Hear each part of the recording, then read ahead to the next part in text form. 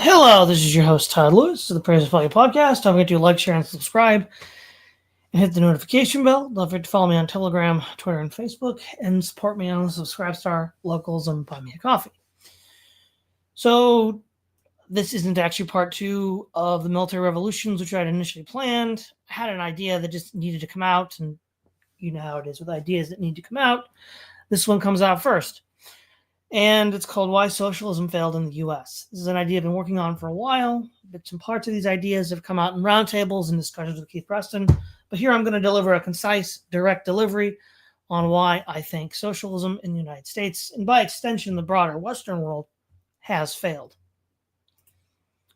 Why America is ground zero for capitalism, and no other country has the capitalist mode of production and the bourgeoisie as a class become so dominant in society. Unlike in Europe or Asia, the United States did not have a millennia-old civilization to exert a countervailing inertia to halt, shape, or redirect the forces of capital. After World War I, the United States became the leading creditor nation, and the nation with the largest productive capacity, the seat of global capital, shifted from London to New York.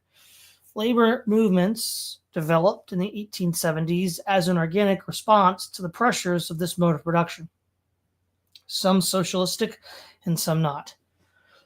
Though they would often work together on shared goals, though they differed on final goals and tactics.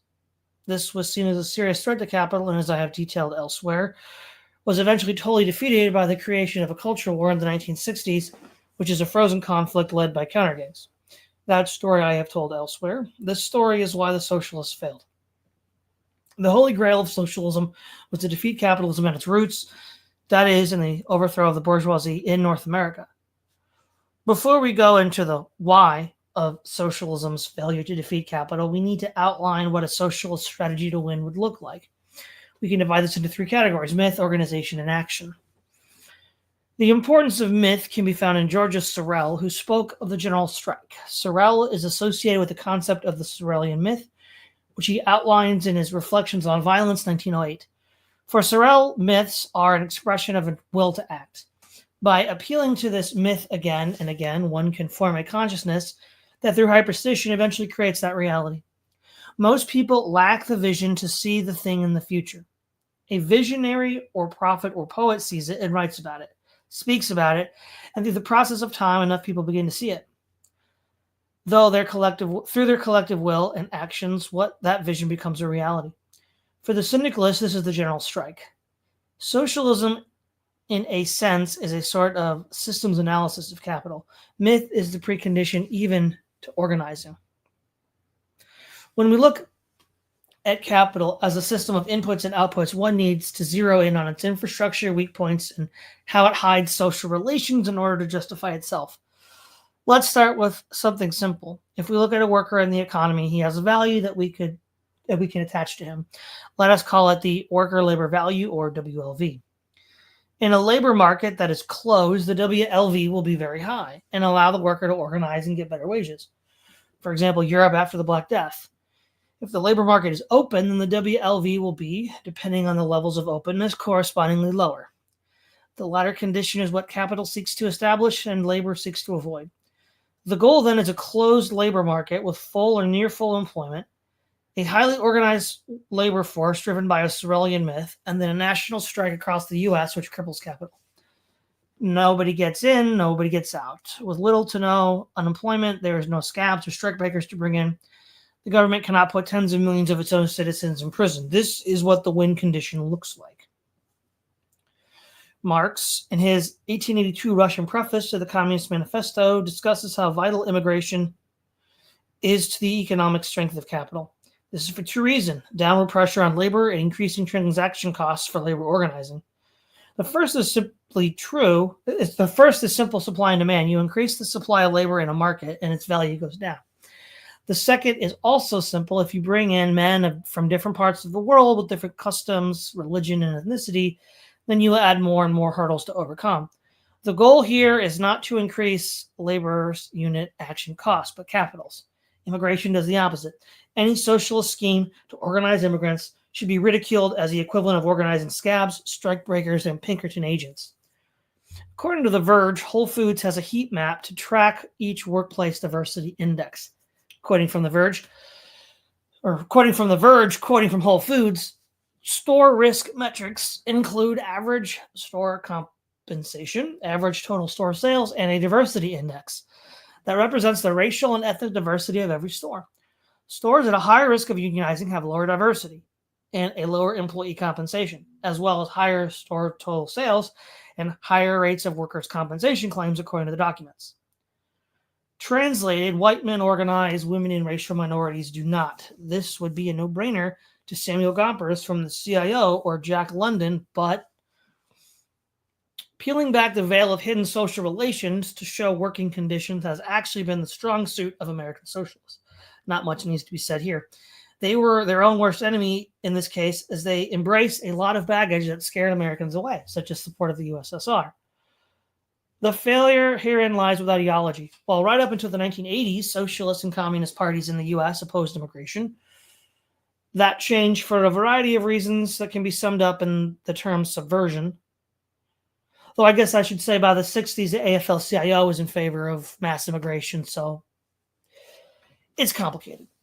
The synthetic left was created by capital to defang the socialists and communists by using their language to subvert their principles by advocating ideals and policies calculated to disrupt their force rather than concentrate it. An even earlier failure, which to my knowledge predates any subversion, is the desire to integrate women into the workforce and the strong theme of feminism in socialism. The problem of feminism. The thing is what a thing does. Let's peel back the rhetoric and emotion. Feminism in practice means putting women in the workforce on equal footing with men. What does this do? It doubles the workforce, which, using a back-of-the-envelope calculation, would half the cost of labor, tanking the WLV. Why no socialist ever wrote about this or saw this, which to my knowledge no one ever did, is baffling. It's mind-bogglingly stupid to not see this would result. This is doubly strange as Marxists fetishize material conditions. By material conditions, what is meant is how the real physical stuff that makes up the economy exerts forces on individuals, communities, and societies, shaping them. Economic structures produce social structures, and social structures shape human thought and action. Marx and later Marxists often criticize the concept of idealism. If Marxist materialism argues that physical reality shapes ideas, idealism claims that ideas shape physical reality. In reality, there's a bit of both. For example, there was no change in material conditions of Theodosius I to Honorius, yet it was the Emperor Honorius of the Western Roman Empire who abolished the gladiatorial games after the death of the monk Telemachus. Conversely, changes in material conditions brought about by the birth control pill shaped people's view of sexual behavior.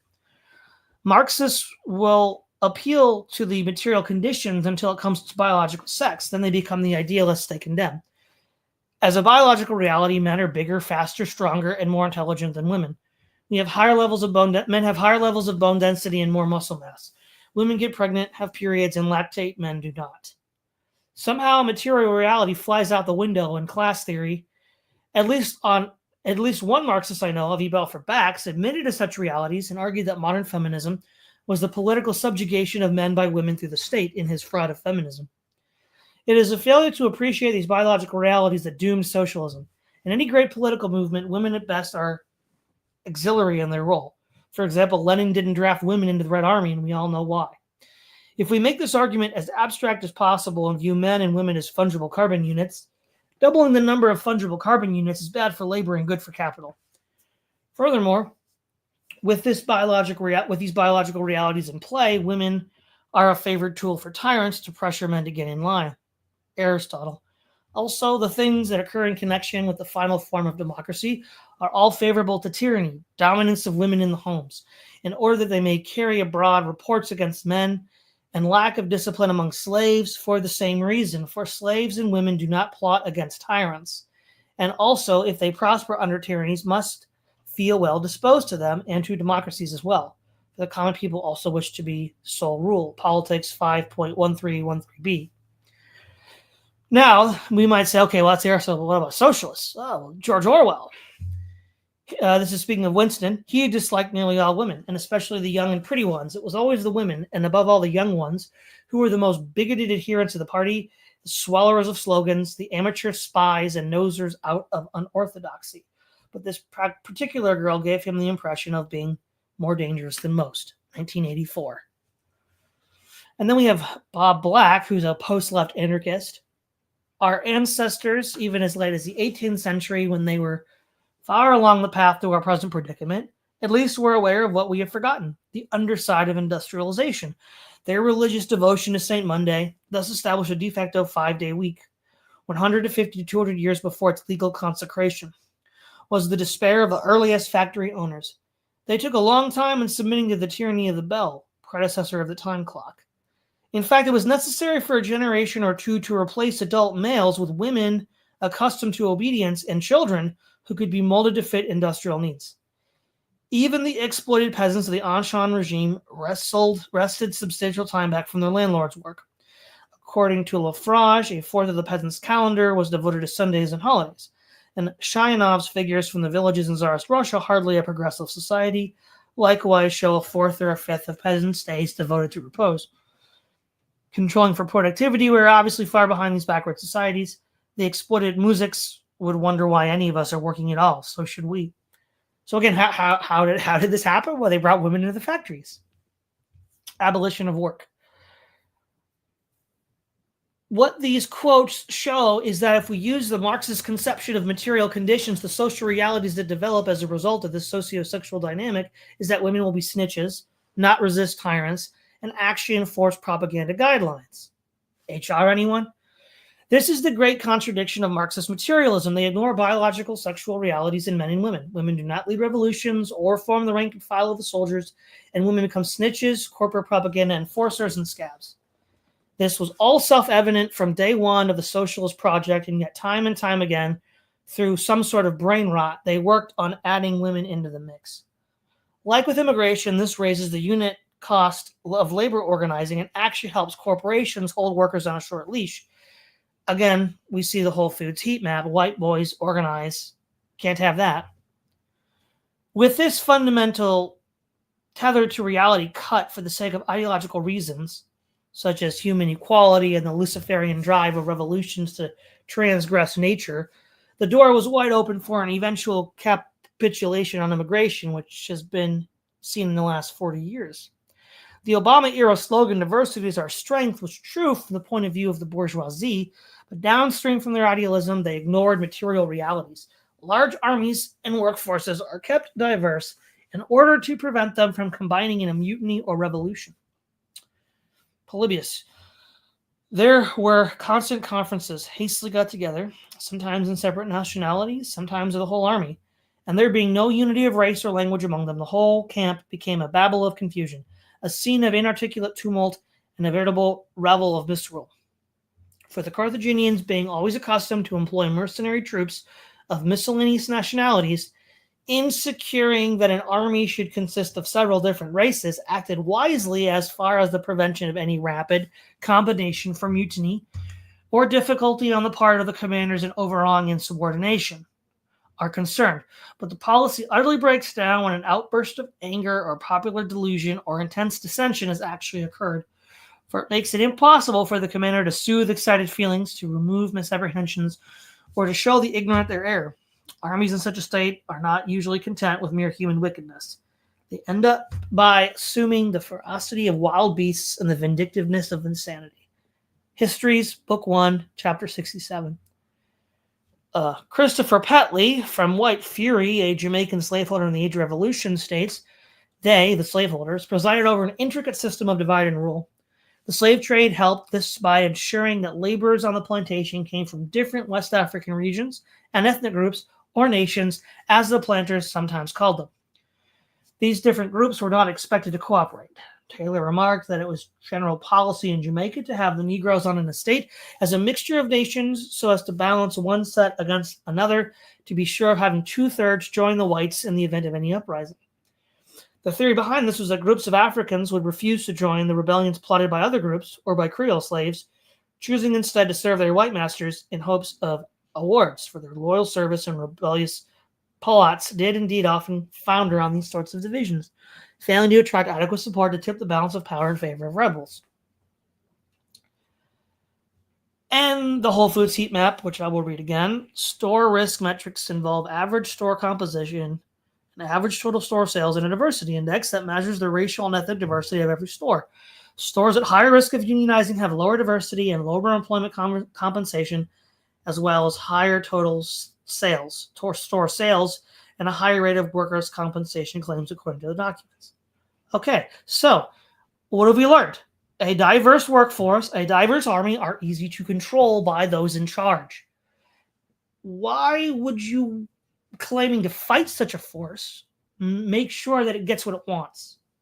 Well, either you're an idiot or more likely you are controlled opposition. Enter the synthetic left. And I think that's what a lot of really even post 1945 American leftism is. It's just synthetic all the way down. Again, women and minorities won't organize, but white men will. The socialist and Marxist revolution, the socialist and Marxist revolutionary force in the U.S. and the Western world more broadly was doomed to fail as they embraced the delusional fantasies of sexual equality and ignored real social and ethnic differences between people. They thought they could let the bourgeoisie get a great labor market paradise of diverse peoples and then try to organize that. It was a fool's errand. It was never going to work. In fact, it did not work. We are living in the shadow of global capital and the total destruction of any serious labor movement. Why socialists thought that organizing a heterogeneous mob to fight a revolution would work, when it never has worked before in history, would work this time, is difficult to fathom. Even more difficult to fathom is the insane notion that women would be comrades on the line fighting capital. How many revolutions were made by women? The childish fantasies and fetishes necessarily determined socialism's failure. No amount of historic failures by pro-labor activism in the U.S. or socialist regimes abroad can fully explain this. If the terms of the game are set by capital, no matter what you do, you will lose. Never fight on your enemy's terms, Sun Tzu 101. Rather than fetishizing heterogeneity as some moral good and imagine biological sex doesn't exist, a socialist movement that actually wished to win in the U.S. would have done something very different. They would have sought to keep the U.S. mainly white, as it was before the Hart-Celler Act of 1965, worked on creating a legal and cultural framework that reduced female workforce participation, or, if early enough, prevented it entirely, formed a vanguard of activists who would organize workers and strike at vital infrastructures of capital. Under such conditions, capital might have been challenged in the U.S.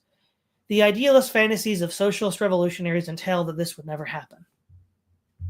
So, going back up to an earlier point. So, yeah, the organization and the action part that I mentioned.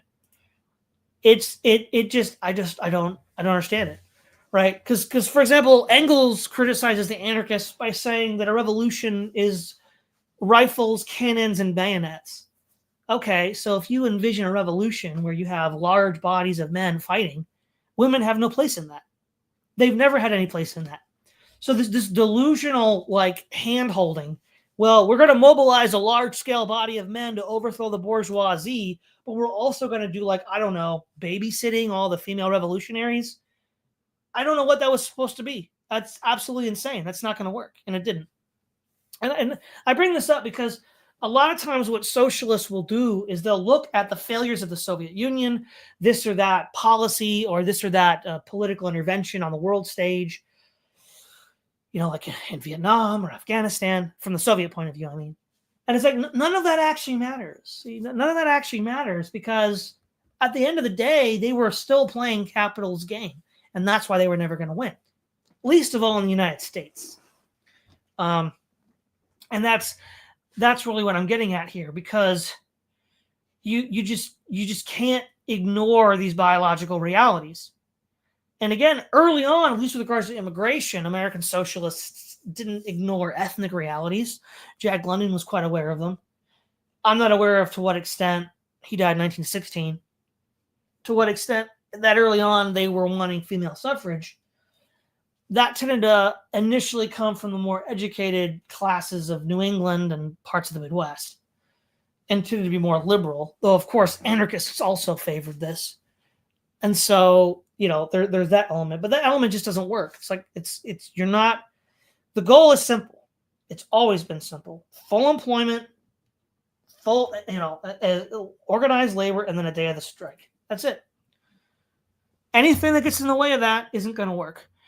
And of course it didn't. It didn't work. So The question then becomes, what was the point?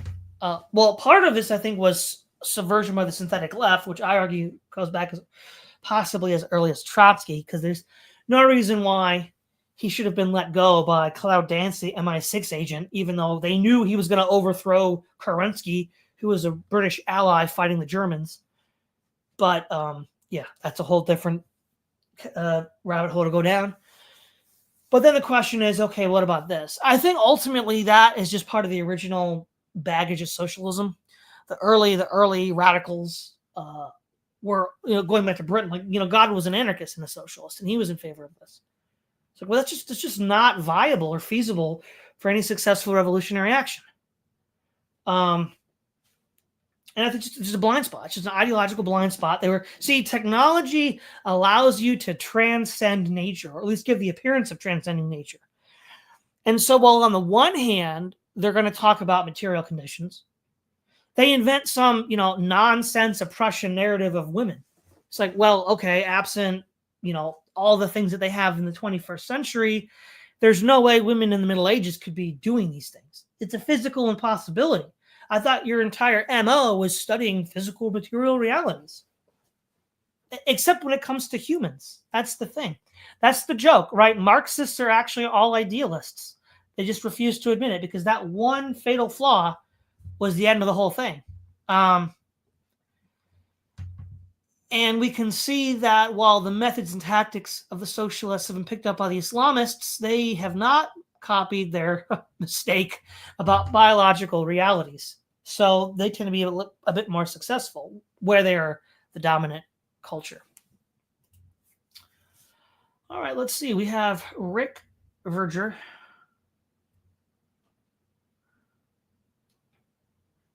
Carbon, Cyber Ninja Zero. Corbin, record deepness. Let's see.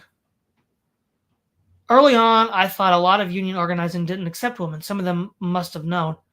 Well, if that's true, I don't know where the historical records that would be. I have a suspicion you're probably right. I think I remember. Ask Grok this. I think I remember hearing that the AFL was reluctant to allow women in. Which, I wonder why that might have been. I'm actually beginning to think the AFL-CIO was a hostile takeover because right up until like the 50s, the AFL was still strongly opposed to open borders and immigration. And they merged the AFL. Let's see, the CIO, the AFL-CIO, I think was like the early 60s. And then 1965, Hart-Celler Act, boom. So the CIO, the alleged communists here are going to just, unstop the cork. And it's like, wow, okay. I think what's happening here is we're seeing a distinction between two things. There's a nativist tendency that goes back to the 1850s, which I think in part was tied to the free labor movement, which was opposed to the westward expansion of slavery, not based on emancipationist grounds, but that it undercut, how do you compete against the slave, right? It undercut the free working man, the Free Soil Party, rather. I think a lot of the early unions developed out of the Free Soil Party, and they were not necessarily socialistic, though some were. But the two early ones were the Knights of Labor and the AFL. And then you have those which are the actual ideological unions, which develop from a socialist or Marxist theory base. And they tend to have a whole, I haven't studied this exhaustively, but this is the picture that I'm starting to piece together. Because labor history from this early on is not as well documented as you might think. And that, I think, is the fundamental difference. And so the AFL had to be captured, and it was. And so, well, there's that.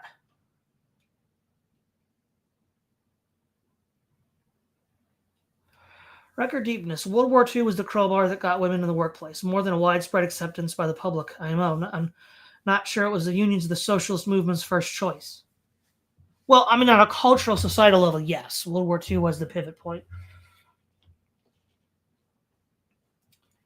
Record deepness. Of course, a lot of the left have been influenced by red agents. Yeah, well, remember the Soviet Union itself was funded and supported by Wall Street and kept afloat by Wall Street, as I've described in various other videos, due to the work of Anthony Sutton. All right. that is all that I have for tonight. Tune in on Thursday, where I will be discussing with Florian Max Planck's Religion and Natural Science essay from 1937. This is Todd Lewis, the Praise of Flight podcast, signing off.